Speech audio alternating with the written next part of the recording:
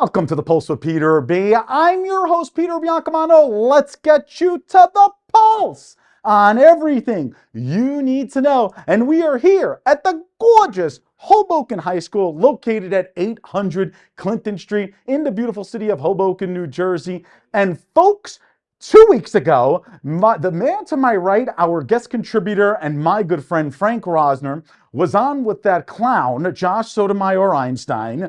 And Frank, I just want to tell you, I agreed with everything you said and disagreed with everything he said, because he just kept rambling on and on and on. Well, thank you, Pete. And you know, the thing is that after we did that segment, I think it was the e-bike segment and stuff. You know, if I'm correct, it was Councilman Solomon who was bringing up that same kind of ordinance for Jersey City. And amazing. So people are watching our program, I think, right? That was my next comment. Exactly. And today, Frank, you know, now that we don't have Josh on set for this, and thank goodness for that, you know what I mean? We do have a presidential race, as you know, coming up this November. We've had Mayor Ravi Bala on last week discuss the race. A few weeks ago, we had Congressman Menendez also discuss the race. As you know, they're running against each other. That's correct. But of course, I've asked them about the presidential race, which is going to feature our incumbent president, Joe Biden, running against our former president, Donald Trump. And Frank, you know, one of the questions that I asked both the congressman and the mayor about Joe Biden about President Biden, that is all of the wonderful things he's doing in office. Chips and Sciences Act, Infrastructure Act, inflation down to 3%, wages up 4.4%. But what are people looking at? The way he walks, the way he talks. And his approval ratings are in the upper 30s because of that. You're a Democrat like me. I think it's 46 right now. Oh, maybe mid-40s. Maybe 46. Okay, it's still below 50. Yeah. Frank, how does the messaging change where people can give this man a second term that he deserves? Well, you know, I agree with everything you said, Pete, and the perception is what happens to be the parable here. You know, perception sometimes supersedes reality, and I'm not going to say that Biden's not old. I'm not going to say he's a little bit slower, but his staff is young. All young bloods, very great strategists. They tell him, you know, they'll I guess during a meeting they'll talk it around. They'll see what they think the best option is, and they'll throw out a couple of options, and they will give him the information, the facts, what he needs to know to make a decision. And more often than not, it's the right decision. Does everyone make a flub once in a while? For sure. Trump made a lot of flubs. Trump says, oh my God, you know, he'll fix everything. He didn't fix anything. Not really. He gave tax cuts to the rich, which we're paying for now. Most of this economic stuff, I don't want to bring it in, but this is great. If Josh is going to watch this, you know, some of this stems back, the economic stuff that we were going through stems back to Reagan. It starts in 76, I believe. You know, I'm sure, you know, a lot of people, St. Reagan, they're all going to go, oh my God, Frank, how can you say that? Well, I'm saying it. Very simply. So that, again, it brings us back to perception. And I don't think Reagan was a bad president, but there was some stuff that I disagreed with. Now, with Trump, I basically disagree with everything. Now, there's this other thing going on, and here's about perception. Whether it's true or not, I cannot factually say it. But when I think that it's true, that the guy, Johnson, the Speaker of the House, Mike Johnson, is kind of taking his cue from Trump about not doing the border bill, which is a total bipartisan bill. It gives the Republicans almost 95% of what they wanted, and now they're not going to sign it. Right, because here's what they did, Frank, and correct me if I'm wrong about this. You know, President Biden has been very, very successful as president when it comes to a number of issues. So what were they doing? They were saying a recession is coming, the Republicans. A recession is coming. We're going into, the economy is going to fail. Wrong. Joe Biden fixed it. You know? Then they said, oh, the border's open, the border's open. He has a bill on the floor that, like you said, 95% of what the Republicans wanted, but it'll make him look good. And Donald Trump does not want him to look good. That's right. Correct me if I'm wrong. Oh, you're absolutely correct. The fact that Mitch Darth Vader McConnell agrees with everything that's going on based on this bill for the border and they're not signing it, what can I tell you? Absolutely. If that doesn't speak volumes, then you don't know about the library in Alexandria that unfortunately burned down, but hey, what the heck? So again, and back to perception. But if you want to talk about, look, I'm not the biggest fan of Joe Biden, I'll be honest with you. Neither am I. We're of the boomer generation. You are the boomer. Oh, that's right. Let's be factual if we're going to be factual. Exactly. Basically, and I hate to put it this way, but I think nothing is really going to change cataclysmically or otherwise or slowly until the boomers are dead. Yeah, right. Because we run the show. Now, that doesn't mean I screwed it up personally, but I think collectively as a generation, oh boy, we became everything we protested against. And now look what we're up against. It's two evils, kind of, if you want to put it that way. But hey, I'd rather go for an evil where the economy is at 3.2 GDP after coming back from nowhere in 2020. And things are going. Now, because you have to pay for food a little bit more, well, that, you can blame that on gouging a little bit. Absolutely. All right? And there's some logistic situations which they're trying to figure out. They've got some oil stuff that's, the oil has come down. We are the #1 exporter of oil right now and natural gas. So I don't know what the Republicans are complaining about, and that's, it just is. These are facts. And you have to face some facts. You just can't live in like, you can't do that, And there's at least 4 that I can name on the GOP side that are, and Well, we'll leave them alone for now. We have 2 minutes. I'm not going to name them. Exactly. I'm not going to name them. We have 2 minutes left here, Frank. Okay. The last election took weeks and months afterwards. It did. To figure out, critical states such as Georgia and Michigan and Arizona. Forgot about Arizona and Wisconsin and so on and so forth. You look at the polling in those states because, there is an electoral college in this country, whether you like it or not. That's true. I mean, the popular vote does not win, or else guess what? Donald Trump would have never been president, correct? And neither would George Bush the first time. Right. They should call up the electoral folks because it ain't a college. Exactly. What do the Democrats have to do to ensure that they win these vitally important states where right now, if you look at polling, former President Trump is beating President Biden in those states? Yes, he is. The only thing I can say, and that happens with any election, whether it's local, state, national, it's all about Go TV. You got to get out the vote. If you don't get out the vote, if you don't get people out to the polls, if you're lazy and you say, my vote doesn't count, well, it sure as heck is going to count this time if you don't go to vote. Yeah. And, you vote your conscience. I'm not telling you how to vote, but please, if you find it in your heart, if you don't want to keep going with this mess, you got to vote blue. You got to vote blue and you got to get out the vote. That's critical. Bottom line. Yeah, well, Frank Rosner, our guest contributor. Thank you, You Pete. are always welcome back with me. I had to give you a break from, Well, and it's a very good break, actually. That's why I'm actually smiling. I can imagine, and you definitely got, several more words in. Well, there you go. Than the 10 you had the last time you were on. Let me tell you. I enjoy the tete-a-tete because I can come back, so it's no big deal. Exactly. All right, you asked for it. The next time I'm going to give you Josh back. It's okay. All right. Thanks again, Frank. I really Anytime. appreciate it. Thank you. All right, folks, from Hoboken High School, located at 800 Clinton Street in Hoboken, we will be right back.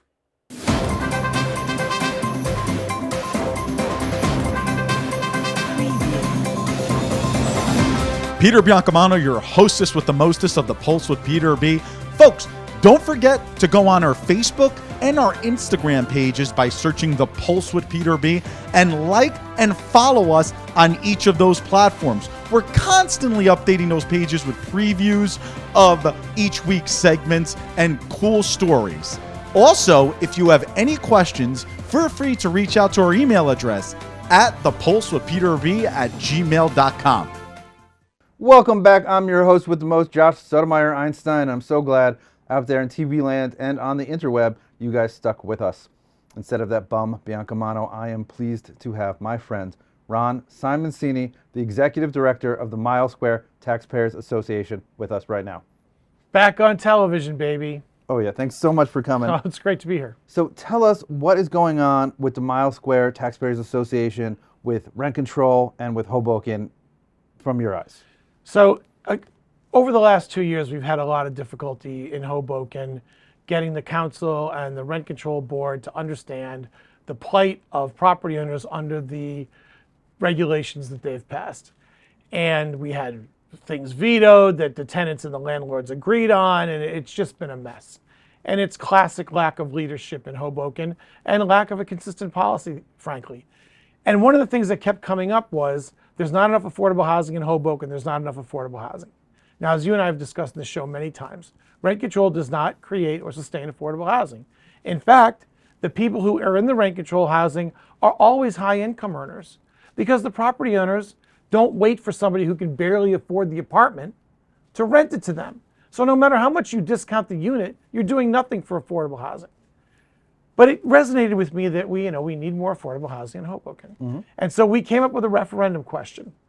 And the referendum question is, if a property owner has vacancy decontrol in his apartment, gets to rent to the next tenant, between the tenant and the landlord, whatever they agree to, make the property owner provide a $2,500 contribution to the Affordable Housing Trust Fund.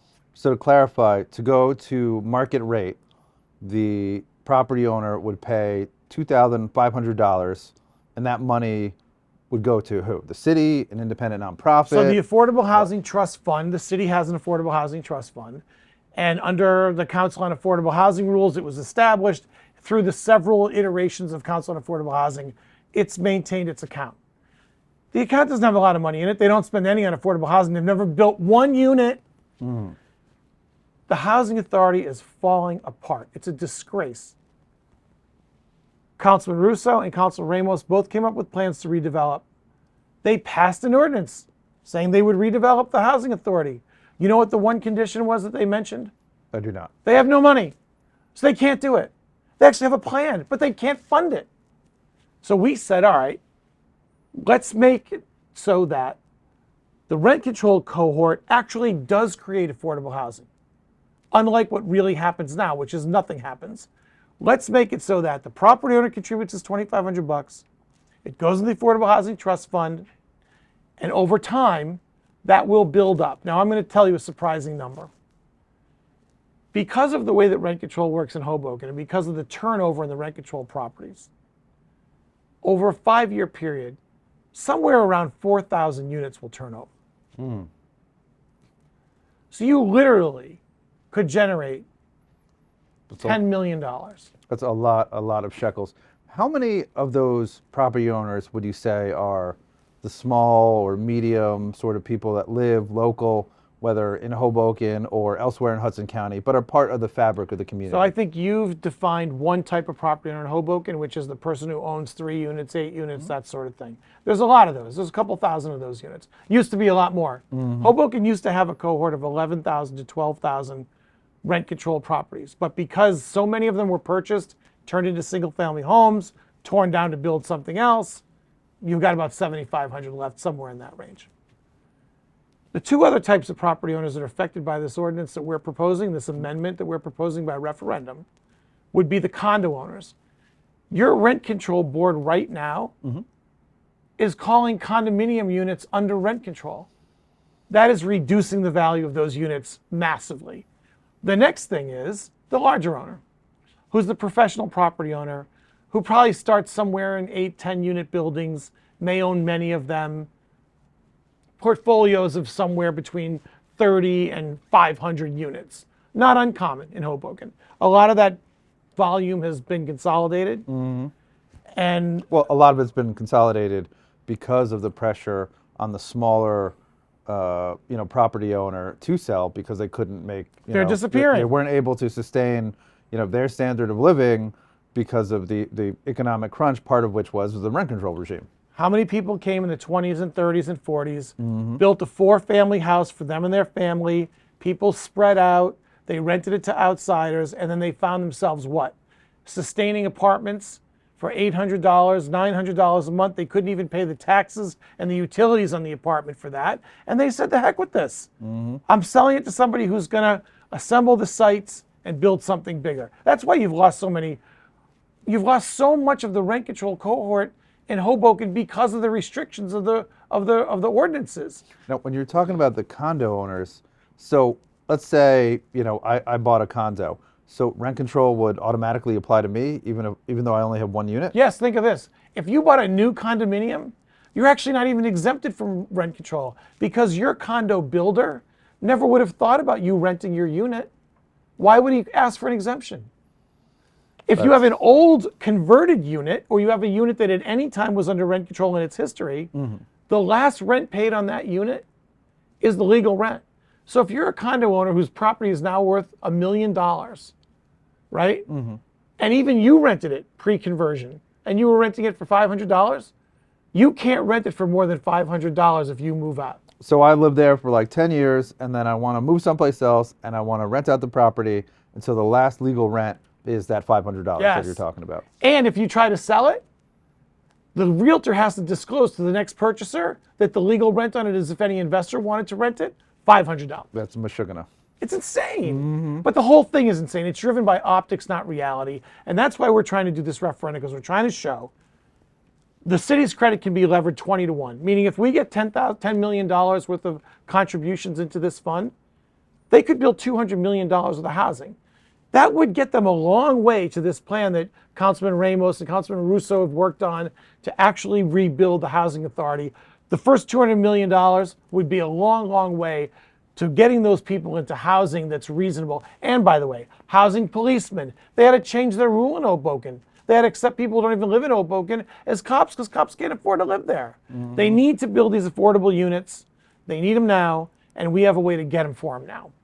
Well, it sounds very, very interesting. When would we see the referendum? When are we going to see the activism that it takes to build public support for something? So we informed the council at their most recent meeting that we were going to do this. We put people on the streets immediately. We think that the signature collection will take somewhere 5 or 6 weeks to finish. After that, the council will have an opportunity to adopt this as an ordinance. And if they don't, it'll be referred to the County Board of Elections for a special election, and that'll be held 45 to 60 days after the rest of this regulatory process plays out. Well, that is very, very interesting. I look forward to the ensuing public debate, and you're welcome back here anytime you want. In the last roughly 40 seconds, what's the last thing you have to say to the people of Hoboken and Hudson County in this segment? I would say do something real. Do something that's actual. Don't listen to this nonsense. This will encourage property owners to harass tenants out. I'll tell you what. I'll be the first one to sign on to support an ordinance in Hoboken that says we just adopted the most stringent anti-harassment law in the world. Let me sign on to it. That's not what's happening in Hoboken. People aren't being harassed out of their apartments. That's all just virtue talking. That's not what's actually happening. Build some affordable housing. It's been 50 years since you built a unit. Take the money we're going to generate here, build the affordable housing, and to no one's detriment, let the next tenant pay in and pay what they can afford. Not this discounted rent that you want to sustain forever so you can feel like you had an affordable tenant. You don't. Terrific. Well, you heard it here, folks. Stay tuned. We'll be right back.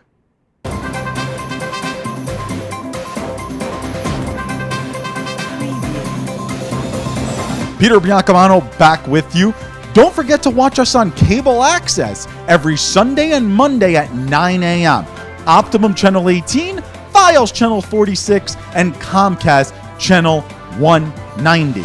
Also on Sunday mornings at 9:30 a.m., you can watch our show on our YouTube channel, and you can also binge watch all of our old shows. Who doesn't want to keep watching The Pulse with Peter B? We'll see you there. Welcome back to The Pulse with Peter B. Peter Biancamano back in the host chair and back at the gorgeous Hoboken High School located at 800 Clinton Street in the beautiful city of Hoboken, New Jersey. And folks, we are joined by one of Hoboken High's grandest alumnus, and that is, she's a very, very familiar face to the show, my good friend Brianna Peguero. It is so great having you back on. Thanks for having me. It's always a pleasure to be here, like I always tell you. And you're kind of rocking the colors right now. You Yeah, got the of course. red matching with the red behind you, right? So this is the principal's office, Bree. Have you ever been in the principal's office? Oh, there she goes. No, actually, I was a good kid, still a good kid. I would come and do the morning announcements. Oh, wow. Look at Yeah, that. yeah. No wonder why she took a career in coming on the Pulse whenever she wants, right? Anyway, so Bree, you've been on this program doing a lot. We actually, the first time we interviewed you, I think you were still in high school, was during a Leprechaun event, Yeah. when we saw you in the street in front of Shaka Bowl, I Yeah. believe, where you were a sous chef, I believe, Yeah. if I was mistaken. Then you've done many, many different food reviews on here over at Plakoslovakia. I think you even did one at the beer garden, if I'm not Yeah, mistaken. beer garden. So you're still into food. You're still into culinary, correct? Absolutely, that's a part of the bigger picture. But right now, I've taken a little bit of a right turn, I guess I would say. Exactly. And I want to credit the Pulse with Peter B. For doing this, because when she did the review over at the beer garden, we had on Rob Dish, who of course DJ Dish is the resident DJ down in Point Pleasant for Tiki Mondays, which is this huge party down there that I partaked in many years ago. Did you get, and now you've decided to become a DJ yourself, and you're very, very successful at it. So congratulations on Thank you. that. Thank Did you get any type of influence from DJ Dish to do so? Absolutely, hearing his whole story, how he started from nothing and used people's help and their resources because they believed in him, and now I'm taking my risk and using my support system to believe in me to really get this thing going. All right. Well, I love the way you guys come up with cool names. So what is your DJ name? DJ Bree P. DJ B. It's almost like the Pulse with Peter B. I think she's stuck that for me now. Let me get that straight. No, literally very unique. Brianna Peguero, Bree P. That's it. DJ Bree P. We'll talk about trademark after the show. Bree, talk to me about why you decided to go that route besides the influence that DJ Dish gave you when you met him. So growing up in a Dominican household, music always playing, either merengue, típico, very fast, like those beats, you just get them stuck in your head and you just want to move, you just want to dance. So music all the time, 24/7 in my house, parties on the weekend, just a big, I would say, love fest, because it was just people that love each other, dancing, having a good time. So that music stuck with me. I grew up just like beats are a thing, so I love house music. Dominican beats, Afro beats. It just stuck with me, and I think I have a really good ear for it. So like 2015, I decided, let me just get a controller, teach myself on YouTube University, and taught myself, how to control a DJ controller, and started doing events for like 1-year-old birthdays, for family members, getting paid like $50 or something like that. And then to eventually really believing in myself, quitting my job, and spreading my wings, and becoming DJ Bree P. So you're no longer involved in the culinary world? Not at the moment. So culinary is one of my passions. Music is another one of my passions. So I've lived my biggest dream so far, which was meeting Rachel Ray. And so I put it not on pause, because, I eat every day. Every day is a culinary experience. That's how people stay alive, right? Right. Sometimes water, sometimes you get crazy, drink some water. Exactly. You know who else eats a lot? Josh Sotomayor Einstein. Way too much, let me tell you. Hey, The I don't chair is judge. creaking. Anyway, I go eat a ahead. So, But yeah, so now I don't even know what I was saying. no, but you were talking about how you're not doing your culinary. Oh yeah, that's on pause, just so I can really focus and get myself out there as a DJ. Everybody sees me and they think, oh, that's the chef, that's Rachel Ray, that's a really good looking girl. But now they can look at me like, oh, that's DJ Bree P. And, ultimately my end goal is to mix the two. But, that'll come with time. That is awesome. And you discussed, I want to, delve into, your new passion, your DJ passion. You discussed the type of music that you normally, would play if you're DJing. And it seems like it's more of a Latina, Dominican type of music. However, do you tailor your music to the type of event that you're at? Oh, absolutely. That's one thing about me. I open my services to any type of event, anywhere. I don't discriminate the location. Like if I just did one this summer, I went down to Connecticut Like, I'm based in Jersey, but I'll travel anywhere. Yeah, so I play in the Heights at Irving Public. It's a bar. Dive in the whole bar. Usually the demographic is not usually what I would hang around, but I make it work, and I'll play something that they would enjoy hearing, or from their time. It would bring like a good memory back. Just creating memories and making sure everybody's having a good time is what I like to do. That is awesome. And, I do want to go back to what you said. Sometimes people have different passions. I mean, and it's okay to change your mind later in life, although Bree's very young. But, just some advice that you might give to somebody who's probably doing something at home that he or she might not like, but has a passion for something else. What advice would you give them to kind of follow their dreams? This quote stood with me until today. It said, it's your life. Feel free to hit them with a plot twist whenever, because no one's going to wake up and do the things for you. This is your life. You only have one, so you have to wake up and, go kick some butt, because no one's going to do it for you. Just like nobody feeds you anymore because you're not a baby. No one's going to follow your dreams because you're an adult. I'm so sorry. We have 2 minutes left because I think we could have ended with that. But I guess that was so inspirational and good for you. And, you are from the Housing Authority here in Hoboken. And to see the way you certainly worked your way up, kudos to you. Congratulations on that. Where can people find more information about you if they want to book you? We're always throwing parties at the Pulse, you know what I mean? And then Josh yells at us, but different story for a different time. But, cause he's cheap. But anyway, so where could people, gather your services, or, garner your services, I should say, and where they can find you, and maybe a little bit of a preview of what you can bring to any type of events? So you can follow me at DJ Bree P, Instagram, Facebook, Twitter. I guess that's what they're calling it. And you can email me to book at djbreep@gmail.com as well. And I'll bring the whole experience. I have all the equipment you need, the speakers, the stands, the lights. If you don't have a table, I'll bring a table. Any event, you let me know. Bar mitzvah, baby shower. I just did a hair salon. Any place, any event, I am there, DJ Bree P. I love that. Absolutely. And you were kind of moving in your chair a little, and you had. Oh yeah, today is Dominican Independence Day, so I'm ready. Oh, now we're clapping. I'm doing good with my shoulders here. Hey. Hey, I love that. Absolutely. DJ B. Pre getting me dancing on camera for the first time in 251 episodes. I really, really appreciate it. You are invited here anytime Thank you to discuss so much, your current passions, your future passions, or your past passions. How about Awesome. that? Thank you so much. Love having you on, as always, my girl. Thank you. All right, make sure you book her. Oh, yeah, there she goes. She's kissing up a storm over here. DJ flexing, too. Should I? DJ Bree P. Yeah, let's go. No, it's all right. You win.